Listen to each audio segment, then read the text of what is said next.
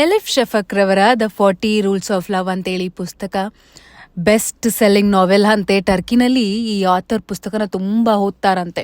ಇವರು ಟರ್ಕಿಯವರಾದ್ರೂ ನೆಲೆಸಿರೋದು ಬಂದು ಫ್ರಾನ್ಸ್ನಲ್ಲಿ. ಏನಕ್ಕಂದರೆ ಟರ್ಕಿನಲ್ಲಿ ಅಷ್ಟು ಮುಕ್ತವಾಗಿ ಬರೆಯೋದಕ್ಕಾಗೋದಿಲ್ಲ ಅಲ್ವಾ, ಹಾಗಾಗಿ. ಸೊ ಪುಸ್ತಕದ ಕತೆ ಹೇಳಬೇಕು ಅಂತಂದರೆ ನೀವು ಹೆಸರು ನೋಡಿದಾಗ ದ 40 ರೂಲ್ಸ್ ಆಫ್ ಲವ್ ಅಂದಿದ ತಕ್ಷಣ ಗಂಡು ಹೆಣ್ಣಿನ ಮಧ್ಯೆ ಏನಾಗುತ್ತೆ ಆ ಥರ ಅಂತ ಅಲ್ಲ, ಸ್ಪಿರಿಚುಲಿ ಜಾಸ್ತಿ ಇದೆ ಈ ಪುಸ್ತಕದ ಬಗ್ಗೆ. ಮುಕ್ತವಾಗಿ ಒಬ್ಬ ಮನುಷ್ಯ ಎಲ್ಲರನ್ನೂ ಪ್ರೀತಿಸಬೇಕು, ಎಲ್ಲವನ್ನೂ ಪ್ರೀತಿಸಬೇಕು ಅನ್ನೋ ಥರ ಅಂತೇಳಿ ನನಗನ್ನಿಸ್ತು. ಇನ್ನು ಕತೆ ಬಂದರೂ ರೂಮಿ ಬಗ್ಗೆ ಕೇಳಿದಿರಿ ಅಂದ್ಕೊಳ್ತೀನಿ. ಅವ್ರ ಬಗ್ಗೆ ಓಡುತ್ತೆ, 13th ಸೆಂಚುರಿ ಕತೆ ಓಡುತ್ತೆ. ಅದ್ರ ಜೊತೆಗೆ 2008 ಒಬ್ರು ಖಾಸಗಿ ಒಬ್ಬರು ಎಲ್ಲ ಅಂತೇಳಿ ಒಬ್ಬ ಲೇಡಿ ಅವರ ಫ್ಯಾಮಿಲಿ ಸ್ಟೋರಿ ಓಡ್ತಾ ಹೋಗುತ್ತೆ. ಸೊ 2 ಕಾಲಘಟ್ಟದಲ್ಲಿ ಕತೆ ಓಡಿಸ್ತಾ ಹೋಗ್ತಾರೆ ಈ ಪುಸ್ತಕದಲ್ಲಿ. ಇನ್ನು ಎಲ್ಲ ಬಂದು ಹೌಸ್ ಮೇಕರ್, ಹೌಸ್ ವೈಫ್ ಅಂತ ಹೇಳ್ತೀವಿ. ಅವರು 3 ಜನ ಮಕ್ಕಳಿರ್ತಾರೆ. ಗಂಡ ತುಂಬ ಲಕ್ಸುರಿ ಜೀವನ ಎಲ್ಲವೂ ಇರುತ್ತೆ. ಗಂಡ ತುಂಬಾ ಚೆನ್ನಾಗಿ ನೋಡ್ಕೊಳ್ತಿರ್ತಾನೆ.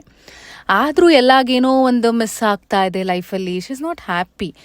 ಏನಕ್ಕಂದರೆ ಗಂಡನ್ಗೆ ಅಫೇರ್ ಇರುತ್ತೆ, ಅದಕ್ಕಿರ್ಬೋದು. ಸೊ ಸಮ್ವೇರ್ ಇನ್ ಬಿಟ್ವೀನ್ ಅವಳಿಗೆ 40 ವರ್ಷ ಆಗ್ತಾ ಅವಳಿಗೆ ಪ್ರೀತಿ ಸಿಗತ್ತೆ ಹೊರಗಡೆ. ಸೊ ಇದು ಕಥೆಯ ಸಾರಾಂಶ. ರೂಮಿ ಪಾರ್ಟ್ ಸ್ವಲ್ಪ ಬೋರಿಂಗ್ ಅಂತೇಳಿ ಅನ್ನಿಸ್ತು, ಆದರೆ ಪುಸ್ತಕ ಬರವಣಿಗೆ ಮಾತ್ರ ತುಂಬಾ ಅದ್ಭುತವಾಗಿದೆ ಅಂತಲೇ ಹೇಳ್ಬೋದು. ನನಗಂತೂ ತುಂಬಾ ಇಷ್ಟ ಆಯಿತು. ನೀವೇನಾದರೂ ಓದಿದರೆ ಅನಿಸಿಕೆ ತಿಳಿಸಿ ಸ್ನೇಹಿತರೆ.